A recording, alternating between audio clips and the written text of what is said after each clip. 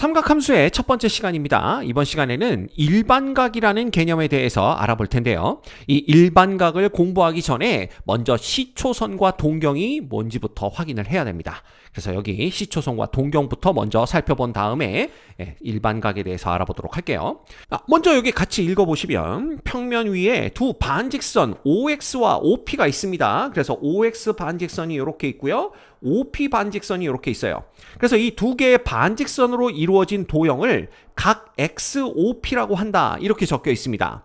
그래서 이 각 XOP라는 거는요, 우리가 뭐 중학교 때도 다 배워서 알고 있지만 그냥 이 각을 나타낸다. XOP라는 요 각을 나타낸다 라고 보시면 되는데, 그걸 수학적으로 조금 더 정밀하게 정의를 하자면 이 두 개의 반직선으로 이루어진 도형을 각 XOP라고 한다. 이렇게 정의한다라고만 그냥 알고 계시면 돼요. 이거에 대해서 뭐 크게 의문점을 가질 건 없습니다. 자, 그런데 이 각 XOP의 크기는요, 반직선 OP가 고정된 반직선 OX입니다. 이 부분이 중요하죠. 이 반직선 OX는 움직이지 않고 고정이 되어 있다라고 보시면 돼요.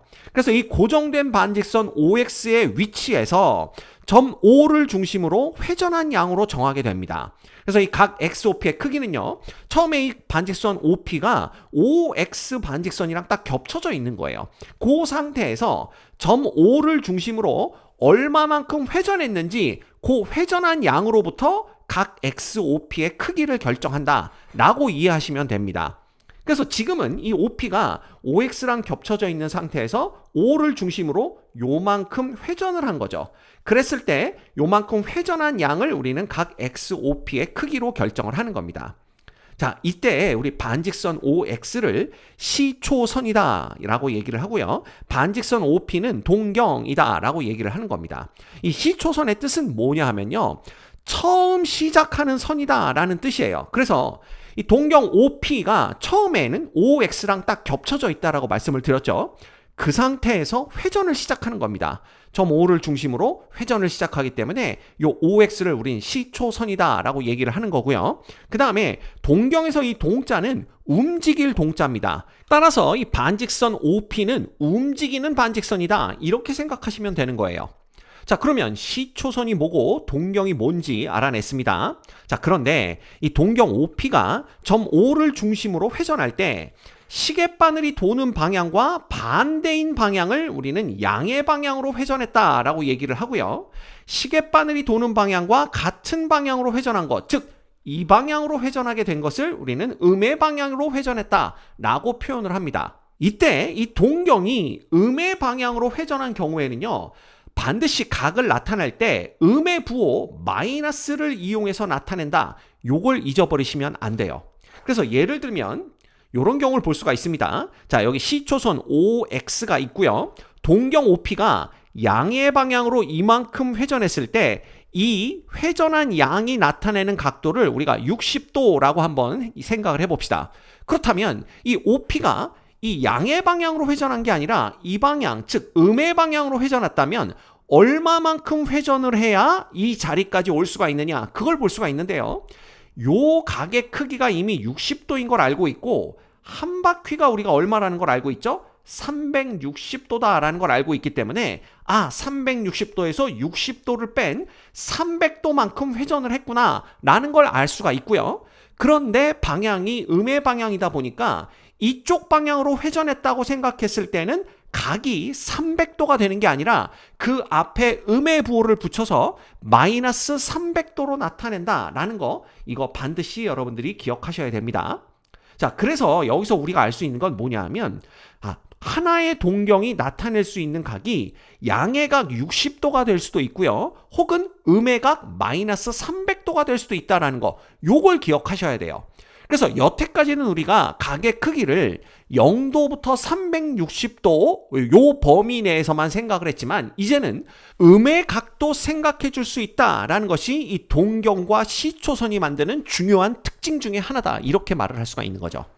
그래서 여기까지 여러분들이 이해를 하셔야 됩니다. 자, 이제 그러면 일반각이 뭔지에 대해서 알아보겠습니다. 여기 읽어보시면 시초선 반직선 OX와 동경 반직선 OP가 나타내는 한 각의 크기를 알파도라고 할 때 각 XOP의 크기를 나타내는 360도 곱하기 N 플러스 알파도, 여기서 N은 정수입니다. 얘를 동경 OP가 나타내는 일반각이라고 한다, 이렇게 되어 있는데요. 이거 읽어만 봐서는 무슨 얘기인지 하나도 모를 것 같아요. 그래서 제가 지금부터 설명을 드리겠습니다. 자, 방금 전에 제가 뭐라고 말씀을 드렸냐 하면 여태까지는 이 각의 크기를 0도 이상 360도 미만에서 생각을 했었지만 이 동경이 어느 방향으로 회전하느냐에 따라서 이 음의 각까지 각을 우리가 확장시켜 생각할 수 있다라고 말씀을 드렸죠. 그래서 이 일반각의 기본적인 개념은 뭐냐면 0도에서 360도까지의 범위로만 나타냈던 각의 크기를 더 넓은 범위로 확장하자, 이런 개념입니다. 그래서 이게 양의 각뿐만 아니라 음의 각에서 생각할 수도 있고요. 심지어 360도까지에서만 생각하는 게 아니라 그 이상의 각에 대해서도 생각할 수 있게 만드는 개념이다, 이렇게 보시면 됩니다. 자, 그래서 우리가 알 수 있는 게 만약에 각 XOP의 크기가 딱 결정이 되었어요. 예를 들어 각 XOP가 30도다 라고 딱 결정이 돼 있다면 이 각이 나타내는 동경은요 딱 하나로 결정이 됩니다. 그래서 요걸 우리가 O, 그 다음에 여기를 X라고 할 거고요. 30도를 나타낸다 그러면 대충 여기쯤 있겠죠? 그래서 여기가 OP 이렇게 되기 때문에 30도를 나타내는 동경 OP는 딱 하나로 결정이 되는 걸 볼 수가 있어요. 자, 그런데 동경 OP의 위치가 딱 정해졌을 때 이 동경이 나타내는 각은 하나로 결정되는 게 아니다라는 겁니다. 즉, 이 동경이 나타내는 각을 굉장히 여러 가지로 표현을 할 수가 있어요. 근데 그게 뭐에 의해서 결정이 되냐 하면 이 동경이 어느 방향으로 회전했느냐에 따라서 달라지겠죠. 그래서 예를 들면 동경이 양의 방향으로 회전했다라고 한다면 이 각 XOP는 30도다 이렇게 나타낼 수도 있는데, 얘가 만약에 음의 방향으로 회전해서 여기까지 왔다라고 한다면 이 각 XOP를 우리가 몇 도라고 표현할 수도 있냐 하면 마이너스 330도다 이렇게 표현할 수도 있는 겁니다. 또한 이 동경이 양의 방향으로 회전을 했는데 딱 30도만큼만 회전한 게 아니라 쭉 계속 회전을 해서 한 바퀴를 다 돌았어요. 그러면 360도겠죠? 거기서 30도만큼 더 돌아도 다시 요 위치에 놓이게 되겠죠. 따라서 우리가 각 XOP를 뭐라고 나타낼 수도 있냐 하면 390도다 이렇게 나타낼 수도 있는 겁니다. 왜냐하면 한 바퀴 돌고 30도만큼 더 왔기 때문에 360도에다가 30도를 더한 것만큼 그 각도, 즉 390도다 이렇게 표현을 할 수도 있는 거죠. 자, 뿐만 아니라 이 동경이 음의 방향으로 330도만큼 회전했다라고 볼 수도 있지만, 자, 거기서 더 회전했다라고 생각을 하는 겁니다. 그래서 음의 방향으로 완전히 한 바퀴를 돈 다음에 다시 한 바퀴를 돌았다 이렇게 생각할 수도 있는 거죠. 그러면 우리가 각 XOP를 어떻게 표현할 수도 있냐 하면 마이너스 690도다 이렇게 표현할 수도 있는 거예요. 이건 왜 그러냐 하면, 자, 얘는요 마이너스 360도, 즉 음의 방향으로 한 바퀴를 더 돈 다음에 여전히 음의 방향으로 330도만큼 더 돌았다 이렇게 생각할 수도 있는 거고요. 혹은 어떻게 생각할 수도 있냐 하면, 자, 음의 방향으로 완벽하게 두 바퀴를 도는 겁니다. 그럼 음의 방향으로 완벽하게 두 바퀴를 돌면 마이너스 720도만큼 돈 다음에 그 다음에 다시 양의 방향으로 30도만큼 회전했다. 그래서 플러스 30도다 이렇게 볼 수도 있는 거죠. 그래서 이 동경 OP가 결정이 되었을 때 그 동경 OP가 나타내는 각은 이 보시는 바와 같이 굉장히 여러 가지로 표현이 가능하다라는 걸 알 수가 있어요. 그래서 결국은 이 동경이 어떤 방향으로 얼마만큼 회전했는지에 따라서 각을 표현하는 방법이 여러 가지이기 때문에 그 각을 수학적으로 어떻게 나타내느냐? 바로 요렇게 나타낸다라는 겁니다. 그래서 예를 들면 각 XOP가 30도다 라고 했을 때 요거는요 360도 곱하기 0 플러스 30도 이렇게 표현할 수가 있는 거고요. 자, 만약에 이 동경이 양의 방향으로 한 바퀴 돈 다음에 30도만큼 더 돌아서 요 위치에 와 있다라고 한다면 이 각의 크기는 360도 곱하기 1, 이건 한 바퀴 돌았다라는 뜻입니다. 그 다음 플러스 30도 이렇게 표현할 수도 있는 거죠. 또한 동경이 음의 방향으로 완벽히 두 바퀴를 회전한 다음에 다시 양의 방향으로 30도만큼 회전해서 요 위치에 있다라고 생각한다면 그때 각은 360도 곱하기 마이너스 2 플러스 30도로 나타낼 수가 있습니다. 그래서 이 동경 하나가 나타내는 각을 이렇게 여러 가지로 표현이 가능한데 이 모든 각들을 딱 이러한 포맷으로 표현이 가능하다라는 걸 알 수가 있죠. 그렇죠? 그래서 이때 n이 나타내는 게 뭐냐 하면 이때 n은요, 이 동경이 몇 바퀴 회전했는지를 나타내면서 동시에 어느 방향으로 회전했는지를 나타냅니다. 그래서 만약에 요 n의 값이 1이었다라고 한다면 양의 방향으로 한 바퀴를 회전한 다음에 30도만큼 더 갔구나 라는 걸 볼 수가 있는 거고요. 만약에 n이 마이너스 2라면 이 동경이 시초선에서 출발하여 음의 방향으로 두 바퀴를 회전한 다음에 다시 양의 방향으로 30도만큼 이동을 했구나, 회전을 했구나 라는 걸 보여주게 되는 거죠. 그래서 우리는 요 포맷으로 모든 각을 표현할 수 있기 때문에 요걸 우리가 일반적으로 각을 나타내는 방법이다, 그래서 일반각이다 이렇게 부르게 되는 겁니다. 그래서 요 상황을 그림으로 보여주면 이렇게 나타낼 수가 있어요. 그래서 보시면 동경 OP가 나타내는 각이 가장 간단하게는 우리가 그냥 30도다 이렇게 생각을 할 수가 있는데 이게 이제 우리가 여태까지 생각하던 방식이죠. 그렇지만 일반각으로 확장해서, 즉 각의 크기를 360도, 0과 360도 사이에서 생각하는 게 아니라 그 이상으로 확장해서 생각하게 되면 이 동경이 나타내는 각을 390도, 즉 360도 곱하기 1, 양의 방향으로 한 바퀴 회전한 다음에 30도만큼 더 간 걸로 표현할 수도 있고요. 그 다음 750도, 이건 뭡니까? 양의 방향으로 정확히 두 바퀴 회전한 다음에 30도만큼 더 회전한 각으로 나타낼 수도 있습니다. 또 반대로 마이너스 690도, 이건 뭐예요? 음의 방향으로 마이너스 두 바퀴 회전한 다음에 다시 양의 방향으로 30도만큼 회전한 각으로 나타낼 수도 있는 거죠. 이해가 됩니까? 예. 자, 그랬더니 어떤 학생이 질문을 해요. 선생님, 근데요, 아까 여기서 요 각 있잖아요. 요게 이제 음의 방향으로 두 바퀴 회전한 다음에 양의 방향으로 30도만큼 다시 회전했다, 이렇게 본 건데 아까 우리가 이걸 이렇게 보지 않았습니까? 그러면 이 각을 360도 곱하기 마이너스 1 빼기 330도다 이렇게 나타내도 되는 거 아닌가요? 네, 이것도 맞습니다. 자, 그런데 우리가 일반각으로 나타낼 때 요 알파 있죠? 이 알파는요, 어느 범위에서 생각을 하냐 하면 0도보다는 크거나 같고 360도보다는 작은 범위에서 생각을 하거나 또는 마이너스 180도보다는 크고 그 다음에 180도보다는 작거나 같은 범위에서만 알파를 생각하게 됩니다. 이게 왜 그러냐면요, 자, 이 OP가 놓일 수 있는 위치를 다 나타낼 수가 있어야 됩니다, 이 알파가. 그런데 알파가 0부터 360도까지라는 거는요, 결국은 요 한 바퀴를 얘기하는 거거든요. 그러면 이 동경 OP가 어디에 놓여 있든지 간에 요 사이의 각 알파로 모두 다 동경의 위치를 일단은 파악할 수 있다는 거예요. 그렇죠? 근데 또는 알파를 마이너스 180도와 180도 사이의 각으로 본다면 마찬가지입니다. 마이너스 180도면 요 아래쪽 반을 커버하죠. 그 다음 플러스 180도까지는 위쪽 반을 커버하기 때문에 이 한 바퀴를 모두 다 커버할 수가 있습니다. 이게 무슨 뜻이냐? 마이너스 180도에서 180도의 요 간격이 360도죠. 따라서 동경의 위치가 어디에 있든지 간에 요 사이의 각으로 모든 동경의 위치를 일단은 표현할 수 있다는 겁니다.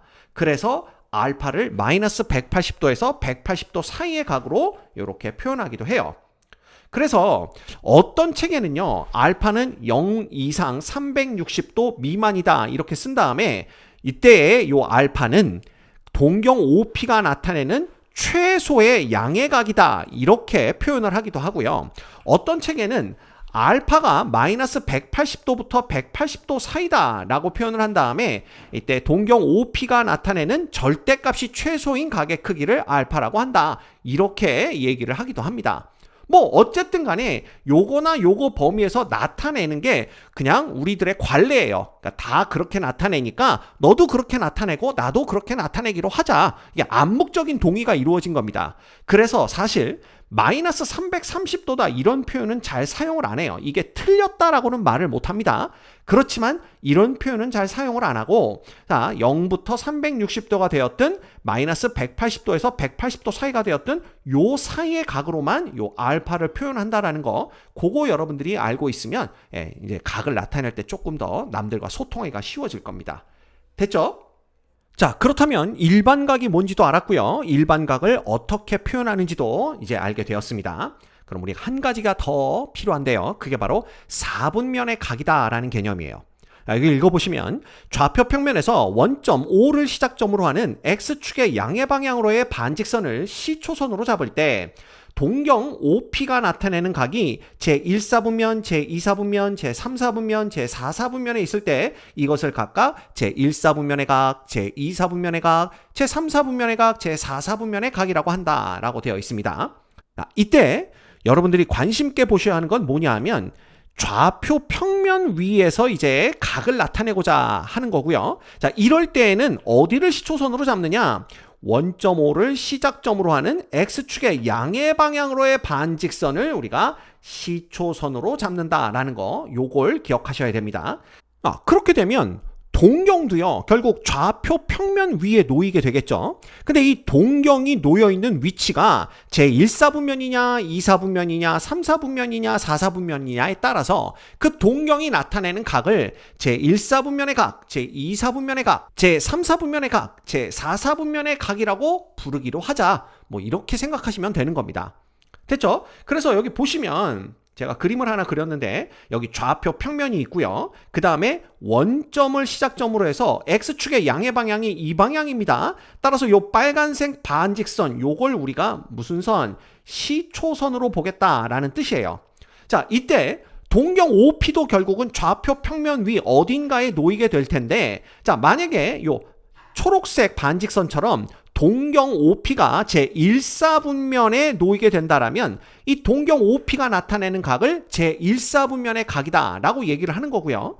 만약에 동경 OP가 요 주황색 반직선처럼 제2사분면에 놓이게 된다라면 요 동경 OP가 나타내는 각은 제2사분면의 각이다 라고 표현을 하게 되는 겁니다. 그래서 간단한 예를 들자면 45도라는 요 각은 보시다시피 제1사분면의 각이 되는 거고요. 왜냐하면 동경이 1사분면에 놓이죠. 그 다음 120도는요. 얘는 동경이 제2사분면에 놓이기 때문에 제2사분면의 각이다. 이렇게 부르게 되는 겁니다. 별거 없죠. 그래서 앞으로 뭐 제1사분면의 각이다, 뭐 제4사분면의 각이다 이런 표현이 나왔을 때 그냥 당황하지 않고 동경이 그냥 거기에 놓이는 각을 얘기하는 거구나. 이렇게 생각하시면 되는 거예요. 자, 이때 주의할 점은 뭐냐면요. 만약에 이 동경이 좌표축 위에 놓인다. 이렇게 생각을 해보는 겁니다. 그래서 예를 들어서 우리 이거 한번 생각을 해볼까요? 예를 들어서 동경이 이렇게 Y축과 겹치는 경우를 한번 생각해 보는 거예요. 이렇게 동경이 놓이게 되면 어떻게 되느냐라는 건데 이때는요.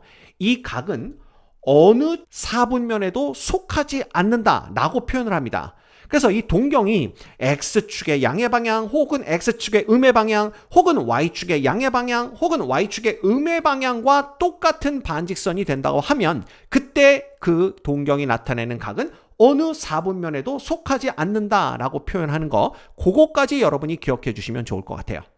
자, 그럼 또 간단한 예제 같이 풀어보도록 하겠습니다.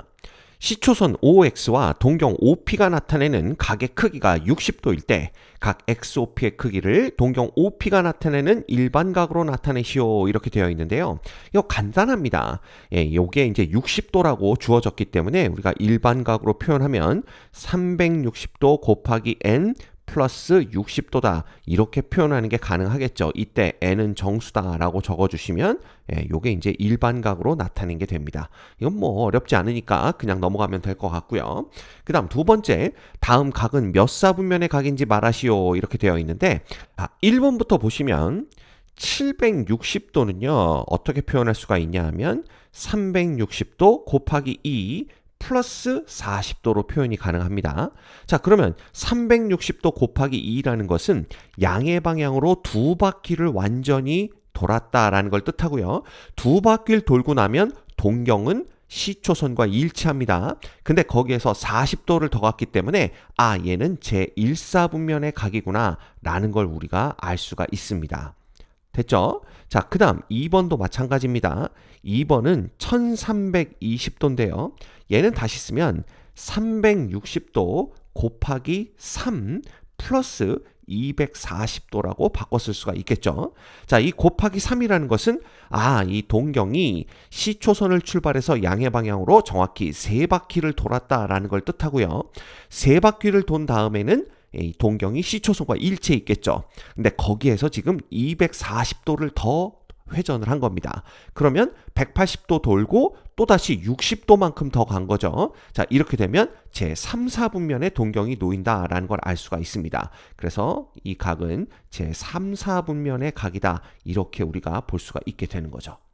자, 그 다음 세 번째, 마이너스 240도입니다. 마이너스 240도를 다시 쓰면 360도 곱하기 마이너스 1이라고 쓸 수가 있고요. 플러스 120도 이렇게 적을 수가 있습니다. 자, 그럼 여기가 마이너스 1이라는 건 뭐냐 하면 이게 음의 방향으로 정확히 한 바퀴를 돌았다라는 뜻이죠. 그럼 음의 방향으로 정확히 한 바퀴를 돌고 나면 이 동경은 시초선과 일치해 있고요. 그 다음에 다시 양의 방향으로 120도만큼 회전을 한 겁니다. 그러면 양의 방향으로 120도만큼 회전을 하면 제2, 4분면의 각이다라는 걸 우리가 금방 알 수가 있죠. 그래서 얘는 제2, 4분면의 각 이렇게 결정을 할 수가 있는 겁니다. 됐죠? 어려운 내용은 없기 때문에 여러분들이 이해 못할 건 없을 거라고 생각이 됩니다. 자, 이번 시간에 우리 일반각의 개념에 대해서 공부를 했었는데요. 일반각은 우리가 알고 있었던 이 0도부터 360도까지의 각을 더 넓은 범위로 확장시켜서 생각하자라는 개념이고요. 그 일반각을 표현하는 방법은 360도 곱하기 정수 n 플러스 알파도로 표현이 가능하다는 거, 그거까지 알고 계시면 좋을 것 같습니다. 됐죠?